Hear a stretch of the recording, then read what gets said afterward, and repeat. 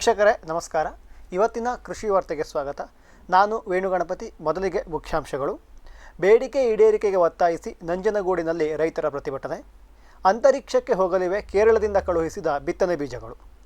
ಒಮ್ಮತಕ್ಕೆ ಬರಲು ವಿಫಲವಾದ ಭಾರತ ಮತ್ತು ಅಮೆರಿಕ, ವ್ಯಾಪಾರ ಒಪ್ಪಂದಕ್ಕೆ ಹಲವಾರು ತೊಡಕುಗಳು.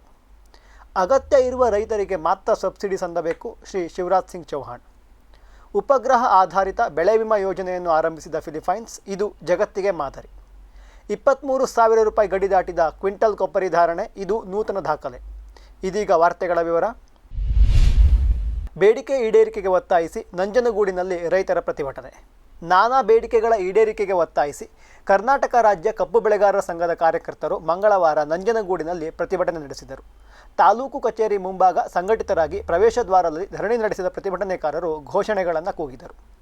ಈ ಸಂದರ್ಭ ಕರ್ನಾಟಕ ರಾಜ್ಯ ಕಬ್ಬು ಬೆಳೆಗಾರರ ಸಂಘದ ರಾಜ್ಯಾಧ್ಯಕ್ಷ ಹಳ್ಳಿಕೆರೆ ಹುಂಡಿ ಭಾಗ್ಯರಾಜ್ ಮಾತನಾಡಿ, ರೈತರು ಪೂರೈಸುವ ಪ್ರತಿ ಟನ್ ಕಬ್ಬಿನ ಇಳುವರಿಗೆ ಕೇಂದ್ರ ಸರ್ಕಾರ 2025-26 ಸಾಲಿಗೆ 3,550 ರೂಪಾಯಿ ನಿಗದಿ ಮಾಡಿದೆ.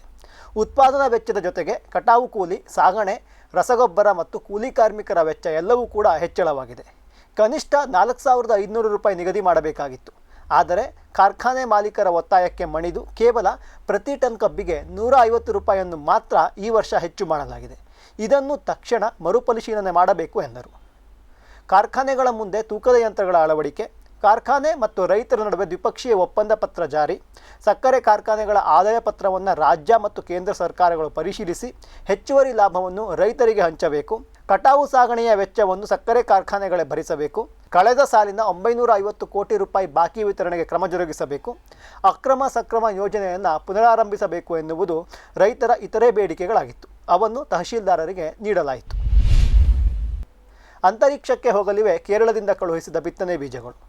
ಹಲವಾರು ದಶಕಗಳಿಂದ ನೆನೆಗುದಿಗೆ ಬಿದ್ದಿದ್ದ ಭಾರತ, ಪೋಲ್ಯಾಂಡ್ ಮತ್ತು ಹಂಗರಿ ದೇಶಗಳ ಜಂಟಿ ಅಂತರಿಕ್ಷ ಯೋಜನೆ ಎಕ್ಸಿಯೋ 4ಗೆ ಮತ್ತೊಮ್ಮೆ ಚಾಲನೆ ದೊರೆತಿದೆ. ಇದರ ಭಾಗವಾಗಿ ಇಸ್ರೋ ಹಲವಾರು ಪ್ರಯೋಗಗಳನ್ನು ಕೈಗೊಳ್ಳಲಿದೆ. ಅವುಗಳಲ್ಲಿ ಒಂದು ಬಿತ್ತನೆ ಬೀಜಗಳನ್ನು ಅಂತರಿಕ್ಷಕ್ಕೆ ಕೊಂಡು ಹೋಗುವುದು.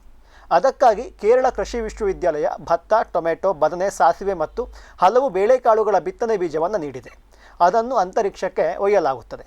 ಅಲ್ಲಿರುವ ಅಂತಾರಾಷ್ಟ್ರೀಯ ಬಾಹ್ಯಾಕಾಶ ನಿಲ್ದಾಣ ಅಥವಾ ಇಂಟರ್ನ್ಯಾಷನಲ್ ಸ್ಪೇಸ್ ಸ್ಟೇಷನ್ನಲ್ಲಿ ಇವನ್ನು 14 ದಿನ ನಿಯಂತ್ರಿತ ವಾತಾವರಣದಲ್ಲಿ ಇಡಲಾಗುತ್ತದೆ.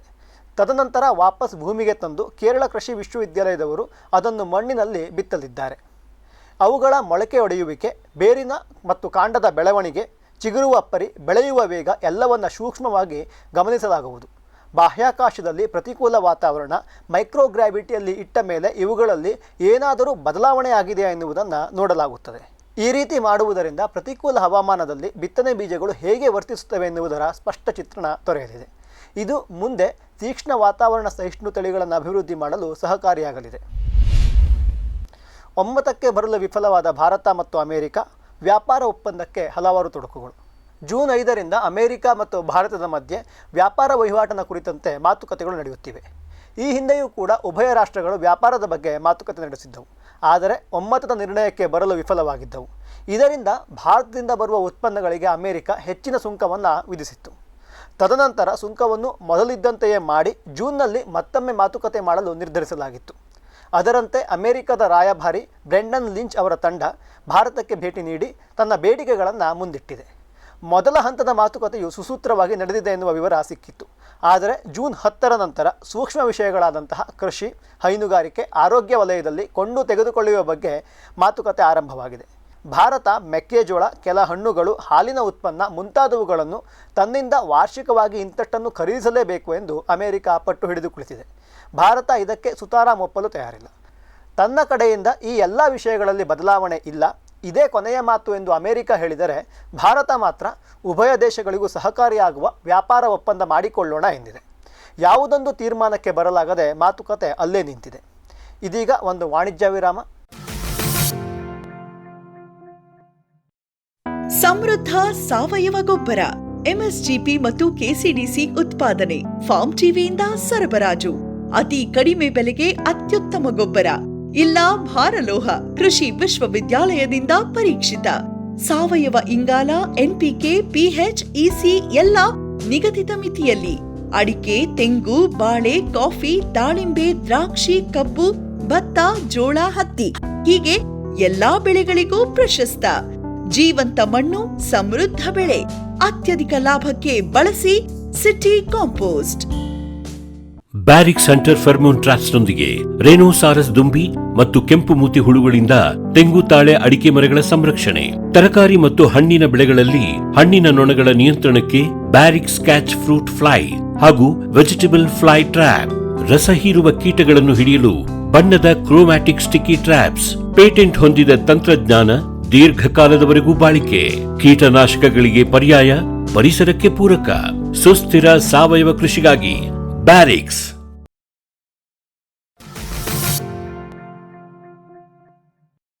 ವಿರಾಮದ ನಂತರ ಕೃಷಿ ವಾರ್ತೆಗೆ ಮತ್ತೊಮ್ಮೆ ಸ್ವಾಗತ.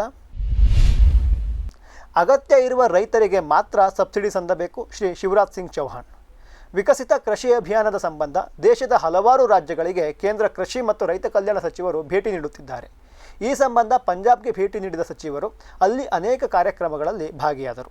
ತದನಂತರ ರೈತರೊಂದಿಗೆ ಮಾತನಾಡಿದ ಸಚಿವರು ದೇಶ ಆಹಾರದಲ್ಲಿ ಸ್ವಾವಲಂಬಿಯಾಗಲು ಪಂಜಾಬ್ ರೈತರ ಕೊಡುಗೆಯನ್ನು ಸ್ಮರಿಸಿದರು.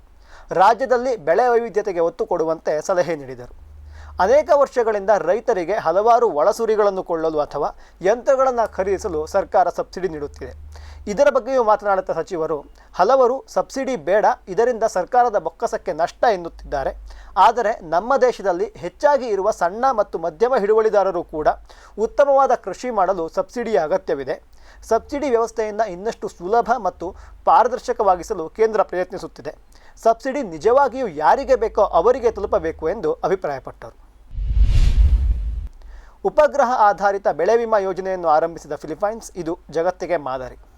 ಫಿಲಿಪೈನ್ಸ್ ದೇಶ ಅಧಿಕ ಮಳೆ, ಬಿರುಗಾಳಿ, ಚಂಡಮಾರುತಕ್ಕೆ ಹೆಸರುವಾಸಿ. ದೇಶದಲ್ಲಿ ಒಂದು ವರ್ಷಕ್ಕೆ ಏನಿಲ್ಲವೆಂದರೂ ಸರಾಸರಿ 20 ಚಂಡಮಾರುತಗಳು ದಾಳಿ ಮಾಡುತ್ತವೆ. ಇದರಿಂದ ಅಪಾರ ಪ್ರಮಾಣದ ಆಸ್ತಿ ನಷ್ಟ ಉಂಟಾಗುತ್ತದೆ. ಕೃಷಿಕರಿಗೆ ಇದು ಅಪಾರ ಪ್ರಮಾಣದಲ್ಲಿ ಹಾನಿ ಮಾಡುತ್ತದೆ. ದೇಶದಲ್ಲಿ ರೈತರಿಗಾಗುವ ಹಾನಿಗೆ ಪರಿಹಾರ ನೀಡಲು ಬೆಳೆ ವಿಮಾ ವ್ಯವಸ್ಥೆ ಇದೆ. ಆದರೆ ಪರಿಹಾರ ಹಣ ಬರಲಿಕ್ಕೆ ತಡವಾಗುತ್ತದೆ, ಸರಿಯಾದ ಸಮೀಕ್ಷೆ ಆಗುವುದಿಲ್ಲ, ನಷ್ಟದ ಅಂಶದ ಲೆಕ್ಕಾಚಾರ ಸರಿಯಿಲ್ಲ ಎಂಬ ಹಲವಾರು ಕಾರಣದಿಂದ ರೈತರ ನಡುವೆ ಅವು ಅಷ್ಟೊಂದು ಜನಪ್ರಿಯವಾಗಿಲ್ಲ. ಇದನ್ನು ಹೋಗಲಾಡಿಸಲು ರೈತರು ಹೆಚ್ಚು ಬೆಳೆ ವಿಮೆ ಮಾಡಿಸಿ ಪ್ರತಿಕೂಲ ವಾತಾವರಣದಿಂದ ನಷ್ಟ ಹೊಂದುವುದನ್ನು ತಪ್ಪಿಸಲು ಫಿಲಿಪೈನ್ಸ್ ಸರ್ಕಾರ ಬೆಳೆ ವಿಮೆಗೆ ಆಧುನಿಕ ಸ್ಪರ್ಶ ನೀಡಿದೆ. ದೇಶದ the Philippine crop insurance corporation, Philippine rice research institute, Philippine atmospheric, geophysical and astronomical services administration, the international rice research institute ಮತ್ತು the international centre for tropical agriculture ಸಂಸ್ಥೆಗಳು ಸೇರಿ ಉಪಗ್ರಹ ಆಧಾರಿತ ಬೆಳೆ ವಿಮಾ ಯೋಜನೆಯನ್ನು ಅಭಿವೃದ್ಧಿ ಮಾಡಿದ್ದಾರೆ. ಇದರಲ್ಲಿ ಅತಿ ಸಣ್ಣ ರೈತನು ಬೆಳೆದಿರುವ ಬೆಳೆಯನ್ನು ಉಪಗ್ರಹದ ಮುಖೇನ ಸಮೀಕ್ಷೆ ಮಾಡಬಹುದು. ಅಕಸ್ಮಾತ್ ಪ್ರಕೃತಿ ವಿಕೋಪದಲ್ಲಿ ಬೆಳೆ ಹಾನಿಯಾದರೆ ಜಾಗಕ್ಕೆ ಭೇಟಿ ನೀಡದೆ ಸ್ಯಾಟಲೈಟ್ ಇಮೇಜಿಂಗ್ ಮೂಲಕ ಬೆಳೆ ಹಾನಿಯನ್ನು ಅಂದಾಜಿಸಿ ತಕ್ಷಣಕ್ಕೆ ಪರಿಹಾರ ಸಿಗುವಂತೆ ಮಾಡಬಹುದು. 2023-24ರಲ್ಲಿ ಈ ತಂತ್ರಜ್ಞಾನವನ್ನು ಪ್ರಾಯೋಗಿಕವಾಗಿ ಆರಂಭಿಸಲಾಗಿತ್ತು. ಈ ವರ್ಷದಿಂದ ಪೂರ್ಣ ಪ್ರಮಾಣದಲ್ಲಿ ಹೊಸ ವಿಮಾ ಯೋಜನೆಯನ್ನು ಬಳಕೆಗೆ ತರುತ್ತೇವೆ ಎಂದು ಫಿಲಿಪೈನ್ಸ್ ಹೇಳಿಕೊಂಡಿದೆ. 23,000 ರೂಪಾಯಿ ಗಡಿ ದಾಟಿದ ಕ್ವಿಂಟಲ್ ಕೊಬ್ಬರಿ ಧಾರಣೆ, ಇದು ನೂತನ ದಾಖಲೆ. ತಿಪ್ಟೂರು ಎಪಿಎಂಸಿ ಮಾರುಕಟ್ಟೆಯಲ್ಲಿ ಉಂಡೆ ಕೊಬ್ಬರಿ ಬೆಲೆಯು ಕ್ವಿಂಟಲ್ಗೆ 23,000 ರೂಪಾಯಿಯ ಗಡಿ ದಾಟಿ ಸಾರ್ವತ್ರಿಕ ದಾಖಲೆ ಬರೆದಿದೆ. 2025ರ ಮಾರ್ಚ್ ತಿಂಗಳಿಂದ ಕೊಬ್ಬರಿಯ ಬೆಲೆ ಏರಲು ಆರಂಭವಾಗಿತ್ತು. ಈಗಲೂ ಕೂಡ ಅದು ಮುಂದುವರೆದಿದೆ. ಮೇ ಅಂತ್ಯಕ್ಕೆ 21,000 ರೂಪಾಯಿ ತಲುಪಿದ್ದ ಬೆಲೆ ಇದೀಗ 23,000 ರೂಪಾಯಿಯ ಗಡಿ ದಾಟಿದೆ. ಜೂನ್ನಲ್ಲಿ ಸಾಮಾನ್ಯವಾಗಿ ಮಾರುಕಟ್ಟೆಗೆ ಹೆಚ್ಚು ತೆಂಗು ಬರಬೇಕು. ಆದರೆ ಈ ಬಾರಿ ಬೇಡಿಕೆ ಹೆಚ್ಚಿದ್ದರೂ ಅವಕದ ಪ್ರಮಾಣ ಮಾತ್ರ ಕಡಿಮೆ ಇದೆ. ತೆಂಗಿನಕಾಯಿ ಮತ್ತು ಎಳನೀರಿಗೂ ಕೂಡ ಉತ್ತಮ ಬೆಲೆ ಬಂದಿದೆ. ಇದರಿಂದ ರೈತರು ಕೊಬ್ಬರಿ ಮಾಡಲು ಮನಸ್ಸು ಮಾಡುತ್ತಿಲ್ಲ. ಜೊತೆಗೆ ತೆಂಗಿಗೆ ರೋಗ ಕೀಟಗಳ ಕಾಟ ಹೆಚ್ಚಾಗಿ ಒಟ್ಟಾರೆ ಇಳುವರಿ ಕೂಡ ಕಡಿಮೆಯಾಗಿದೆ.